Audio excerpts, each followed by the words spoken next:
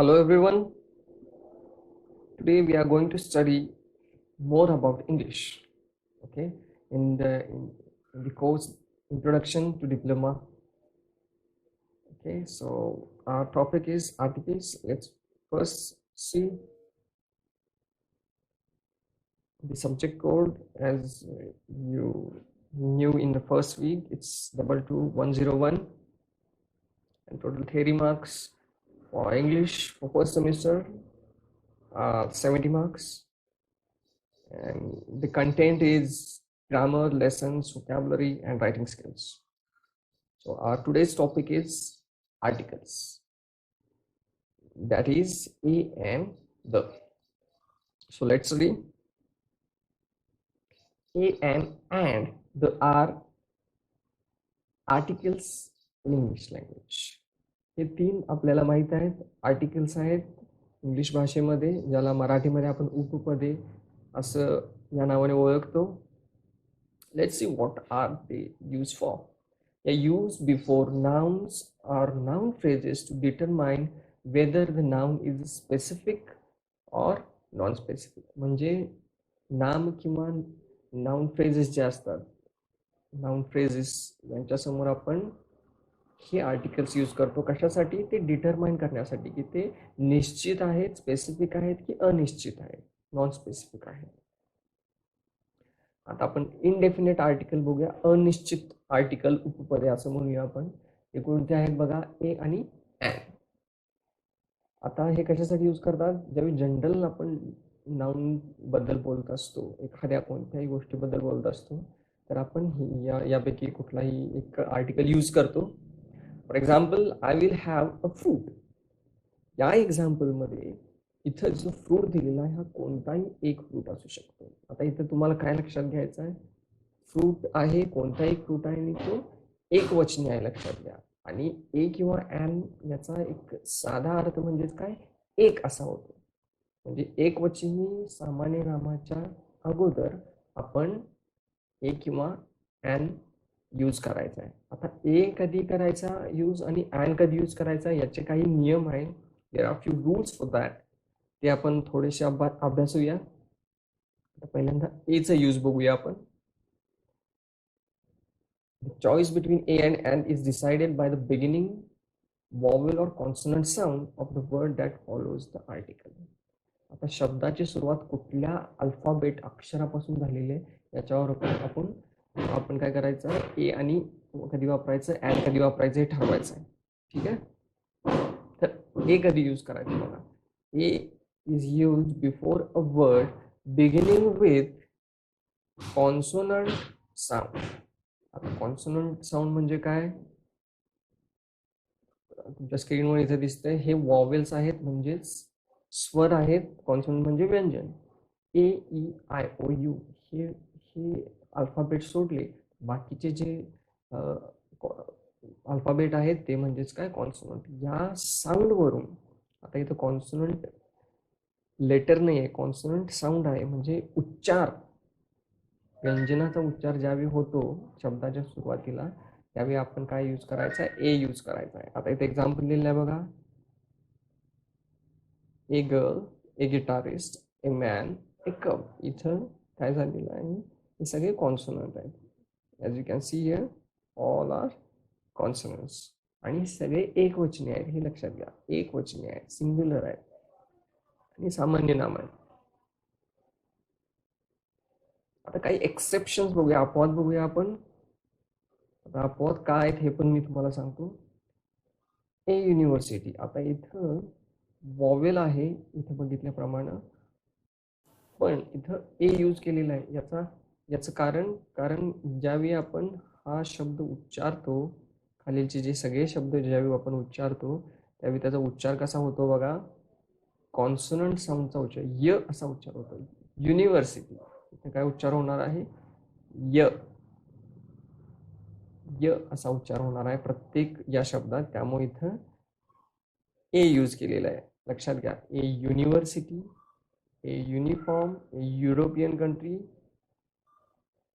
ए useful thing. आणि इथं काय होणार आहे, व असा उच्चार होणार आहे, व. 1 रुपी नोट, 1 आयमंड, व्ही असा होणार आहे. आणि हे दोन्हीही वॉवेल नाही आहेत, हे कॉन्सोनंट आहेत, त्यामुळे आपण इथं ए यूज केलेला आहे. ठीक आहे, लक्षात आलं. नेक्स्ट आता चा वापर बघूया आपण. अँड कधी यूज करतो तर and is use before a word beginning with a vowel sound. Vowel sound म्हणजे आपण वॉवेल बघितलेला आहे, ए ई आय ओ यू. या साऊंड पासून सुरू होणाऱ्या शब्दांच्या पूर्वी आपण अँड यूज करतो. सोपं आहे. an enemy, an inkpad, an orange, an umbrella and so on. इथेही लक्षात घ्या, एक वचनी आहेत आणि वॉवेल साऊंड न सुरू झालेले आहेत. Here are also we have exceptions. Exceptions काय आहेत बघा. An hour, an honest man, an here, an MA, an ML. हे एक्सेप्शन काय आहेत? ज्यावेळी आपण उच्चार करतो या शब्दांचा उच्चार करून बघा. हे पहिले जे अल्फाबेट आहेत हे सायलेंट आहेत. हे सायलेंट आहेत. आवर, ऑनेस्ट, त्यामुळे आपण इथं अँड यूज केलाय. आणि इथं ज्यावेळी आपण या दोन शब्दांच्या मध्ये पर्यंत येतो तर याचा उच्चार करून बघा तुम्ही. एम ए, ए असा उच्चार होतो इथं. एम ए असा उच्चार होतो, त्यामुळे इथं काय यूज केलेलं आहे? अँड यूज केलेला आहे. इथंही तसाच उच्चार करून बघा. एम एल ए असा उच्चार होतो सुरुवातीला, त्यामुळे इथं अँड यूज केलेला आहे. Clear? Okay, let's move forward. Now let's see the use of the. हे स्पेसिफिक आर्टिकल आहे, डेफिनेट आर्टिकल आहे, निश्चित उपपदे ज्याला म्हणू शकतो आपण. याचे बरेचसे यूज आहेत, तुम्ही ते नोंद करून घेऊ शकता. पहिला यूज बघा. Before nouns which are unique of their kind in the world such as. Unique आहेत, अद्वितीय आहेत, एकमेव गोष्ट आहे, अशा गोष्टींच्या समोर आपण हे आर्टिकल द यूज करू शकतो. उदाहरणावरून तुमच्या लक्षात येईलच. द अर्थ एकच आहे, द स्काय एकच आहे, द सन एक आहे, द मून, द ओशन, आणि बरेचसे एक्झाम्पल तसे देता येतील आपल्याला. एकमेव, युनिक, हे लक्षात ठेवा, पहिला नियम. दुसरा नियम बघा. Before superlative nouns. सुपरलेटिव्ह म्हणजेच काय? सुपरलेटिव्ह म्हणजे काय बघा, EST प्रत्यय जो असतो त्याला आपण सुपरलेटिव्ह म्हणतो, डिग्रीमध्ये येतं ते. आता बघा, म्हणजे हे कधी यूज करणार आहे? हे नाउन आहे आणि त्याच्यासमोर जर EST हे ॲडजेक्टिव्ह लावलेलं असेल तर आपण काय यूज करणार आहोत? द. ठीक आहे. The greatest book, the best batsman. Okay, हे नाउन आहे आणि याच्यासमोर EST सुपरलेटिव्ह डिग्री ॲडजेक्टिव्हची आहे, त्यामुळे आपण द यूज करणार आहोत. क्लिअर? Let's move forward. पुढचा नियम बघूया. Before and adverb Wien use for comparative. ज्यावेळी कंपॅरेटिव्ह यूज केलेला असतो ॲडवर्ब. एक एक्झाम्पल देतो म्हणजे तुमच्या लक्षात येईल.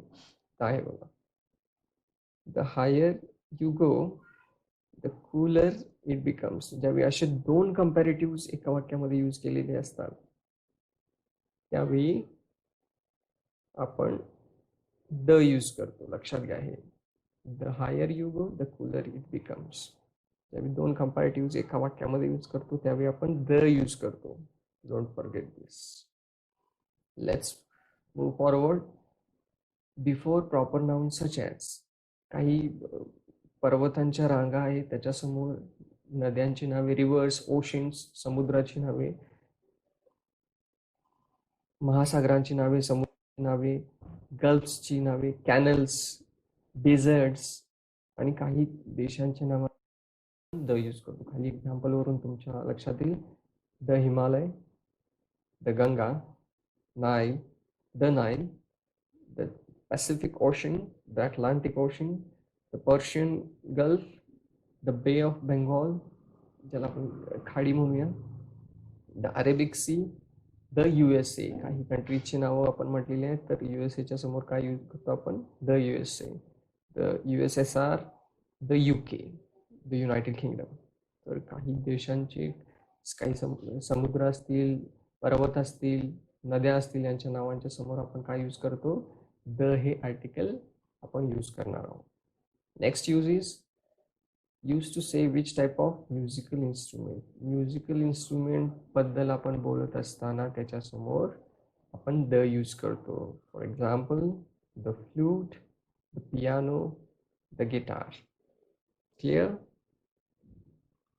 Few more rules. आणखीन काही रूल्स आहेत. Before names of certain books, काही क्लासिकल बुक्स आहेत, प्राचीन ग्रंथ आहेत, त्यांच्यासमोर आपण द यूज करतो.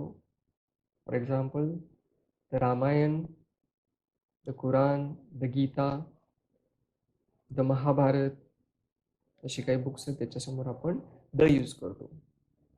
Before the names of newspapers we use the Hindustan Times, the Times of India.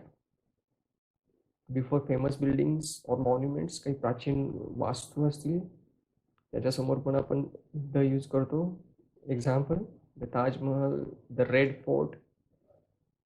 G nationalities असतात एखाद्या देशाचा आपण सांगत असतो त्यावेळी the English, the French, the Indian आपण द यूज करतो.